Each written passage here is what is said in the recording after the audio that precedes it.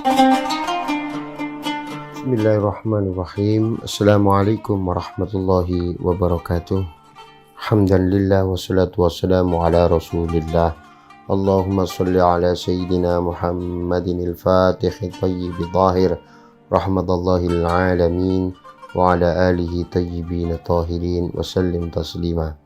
Ikhwa fillah, berjumpa lagi di dalam kajian Minhajul Arifin, karya dari Hujjatul Islam Al-Imam Abi Hamid Muhammad Al-Ghazali At-Tusi Asy-Syafi'i radhiyallahu ta'ala an wa nafa'ana bi'ulumihi fid dharain. Kita masih melanjutkan tentang babul bayani ahwal muridin. Bagaimana tentang syarat seorang murid. Murid seperti yang kita dalam kajian yang lalu adalah seorang hamba yang berharap, mempunyai harapan total untuk menuju Allah Subhanahu wa ta'ala. Seorang murid tentunya mempunyai bekal, yaitu pertama khauf, yang kedua roja, dan yang ketiga hub, cinta. Khauf selalu tunduk patuh dengan ketakutan atas kemaksiatan, sehingga dia selalu akan menghindari kemaksiatan. Kedua roja, mengharapkan harapan roja, mengharapkan harapan rahmatnya Allah, sehingga dalam perjalanannya selalu dinaungi rahmatnya Allah. Dan keduanya tumbuh subur di dalam hatinya, yaitu al-hub, cinta. Karena tiada segala sesuatu yang dilaksanakan tanpa cinta, yang terjadi adalah kehambaran. Apakah itu dalam menuntut ilmu, apakah itu di dalam pekerjaan, apakah itu di dalam muamalah. Cinta akan mewarnai seseorang di dalam perjalanannya, khususnya perjalanan menuju Allah Subhanahu wa ta'ala. Kita lanjutkan qaulal muallif rahimahullahu ta'ala. Wa mithlu dzalika al-haram wal masjid wal ka'bah. Faman dakhala al-haram al-iradah amina min al-khalq. Wa man dakhala al-masjid aminat jawarihuhu ayyasta'milaha fi ma'siyatillah. Wa man dakhala al-ka'bah amina qalbuhu ayyastaghila bi ghairillahi azza wa jalla. Jadi perumpamaan khauf, roja, wal hub itu diuraikan oleh Al-Imam Al-Ghazali sebagaimana al-haram wal masjidu wal ka'bah. Al-haram di sini adalah tanah haram. Seseorang yang ketika masuk tanah haram, maka dia akan dijamin aman dirinya daripada makhluk. Dan adapun orang yang masuk Masjidil Haram, dia akan aman daripada segala sesuatu jawarihnya, amal badannya dari perbuatan-perbuatan maksiat.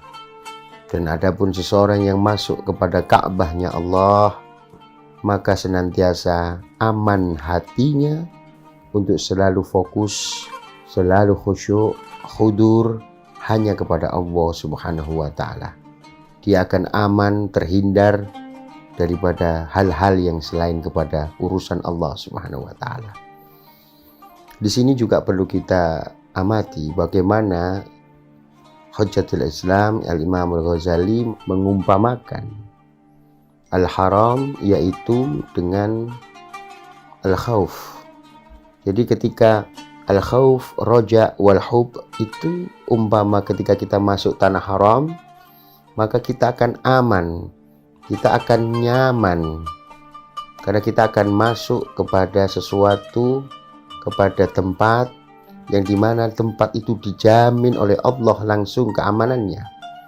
Dan ketika kita masuk ke Masjidil Haram, maka di dalam pikiran kita tiada lain kecuali hanya konsentrasi beribadah kepada Allah.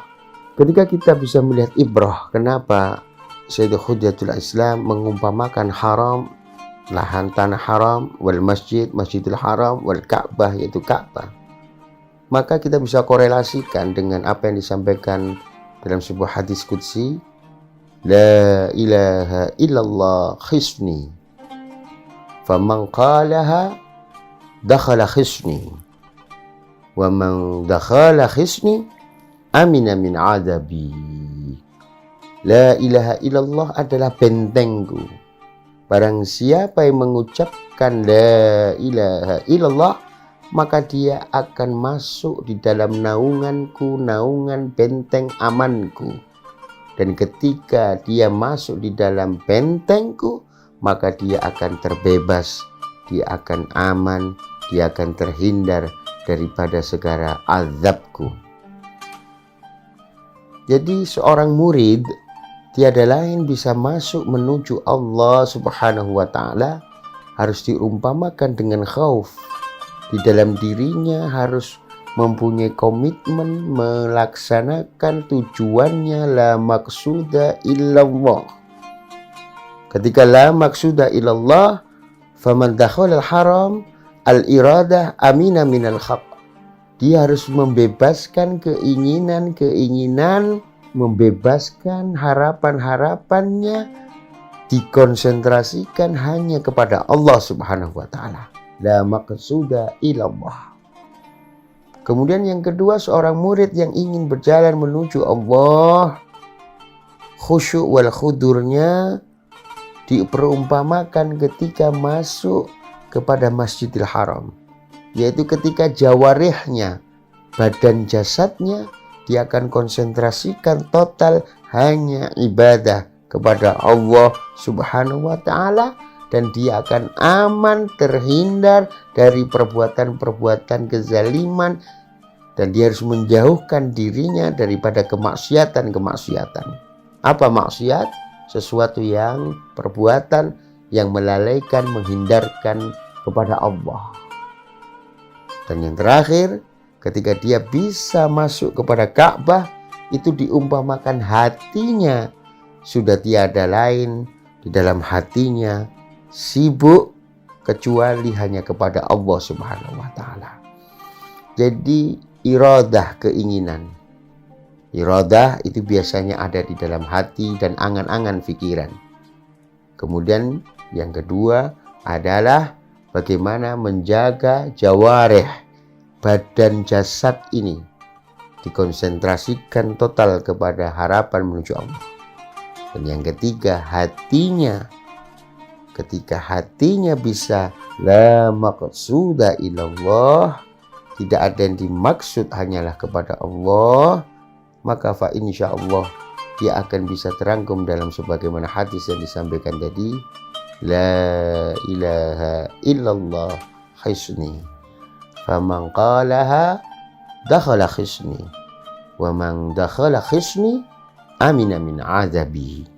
Jadi senantiasa seorang murid bagaimana memposisikan pikiran dan hatinya, iradahnya, keinginannya, harapannya hanya kepada Allah. Kemudian jawarihnya dia totalitaskan, apakah di dalam ubudiyah, muamalah, dalam segala aspek kehidupan dia hanya tujukan jalan dimaksud hanya kepada Allah. Dan yang terakhir, hatinya harus selalu senantiasa sibuk, khudur, selalu merasakan kehadiran Allah Subhanahu wa ta'ala. Haram, masjid, dan Ka'bah itu adalah hisni, yaitu benteng naungannya Allah. Dan benteng naungannya Allah adalah mengucapkan dengan la ilaha illallah. Seorang murid senantiasa memperbanyak zikrullah dengan mengucap la ilaha illallah. Bagaimana la ilaha illallah masuk di dalam fikirannya sehingga iradahnya hanya kepada Allah. La ilaha illallah masuk di dalam badannya sehingga segala aktivitasnya tiada lain hanya dimaksud hanya kepada Allah. La ilaha illallah masuk di dalam kalbunya sehingga dia mampu membersihkan, mengejawantahkan tauhid, kemurnian hanya kepada Allah semata, membebaskan dari makhluk, membebaskan dari kemaksiatan, dan tentunya tidak ada lagi yang ada hadir di dalam kalbunya hanya kepada Allah Subhanahu wa ta'ala. Semoga kajian ini bisa memberikan kita pertambahan. Seorang murid bukan hanya sekedar angan-angan keinginan.